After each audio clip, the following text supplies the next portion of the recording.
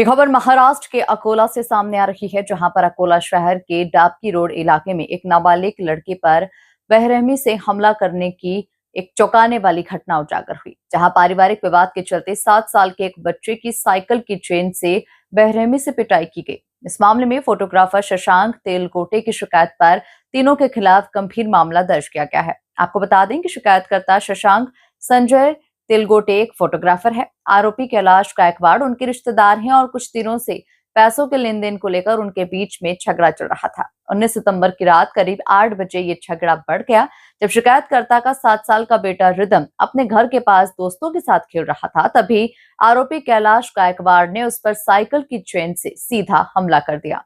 बच्चे की बेरहमी से पिटाई से गुस्साए शिकायतकर्ता और उसकी पत्नी ने जब स्पष्टीकरण मांगा तो आरोपी गायकवाड़ ने उल्टा उनके साथ गाली गलौज करना शुरू कर दिया और जान से मारने की धमकी दी। संवाददाता शाहिद की रिपोर्ट।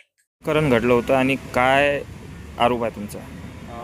मी शशांक तेलगोटे, राहणार जुनी शहर भीमनगरचा।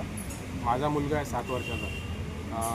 तो रात्री 19 तारखेला खेळत होता दारात आमच्याच घरासमोर आणि त्याच्यासोबत 2 मुलंही होते। तर खेळता खेळता बाजूचे व्यक्ती जे आहेत कैलाश गायकवाड यांनी त्याला सायकलच्या चेननी पाठीवर मारहाण केली आणि हे त्या दिवशीच झालं असं पण प्रकरण नाही आहे। त्यांनी गेल्या 3-4 वर्षापासून त्याला धमकावलं आहे, त्याला मारलं आहे, कधी चापट मारली आहे, कधी त्याला भीती दाखवली आहे।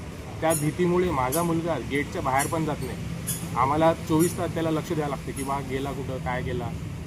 तर अशामुळे आम्हाला त्या दिवशी खूप संताप आला आणि आम्ही डायरेक्ट तक्रार करायला आलो इथे पोलीस स्टेशनला। मी, माझी मिसेस आणि आमचा मुलगा आम्ही तिघंही इथं आलो। इथं आल्यानंतर ते घरात घुसले माझ्या आईवडिलांना मारण्यासाठी। म्हणजे तो माणूस जो कैलाश गायकवाड, त्याचा मुलगा सार्थक गायकवाड आणि त्याची बायको पद्मश्री गायकवाड हे तिघंही घरात घुसले। माझ्या आईबाबांना असं पकडलं आणि मी कुठे आहे असं मला शोधण्यासाठी घरात बेडरूममध्ये घुसले, लाथा मारल्या आणि घरात त्यांच्या हातात रॉड होते आणि खूप शिवीगाळ केली। तर म्हणजे मला मारण्याची धमकी पण दिली त्यांनी किंवा तो कुठे आहे त्याला एका भुक्कीत मारतो, एका पाईपात त्याला खाली पाडतो आणि जीव मारण्याची तक्रार केली का? पोलीस तक्रार केलेली आहे का?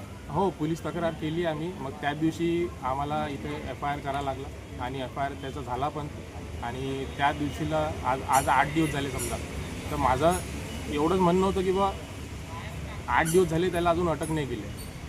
तर मलाही असं वाटतं की बा 8 दिवसपासून आम्ही भीतीत राहत आहोत। आम्ही पण असं वाटतं की आम्हाला कधी ते काही करतील का रस्त्यात असं वाटत आहे। विचारणा केली असता तर काय म्हटलेलं पोलिसाला?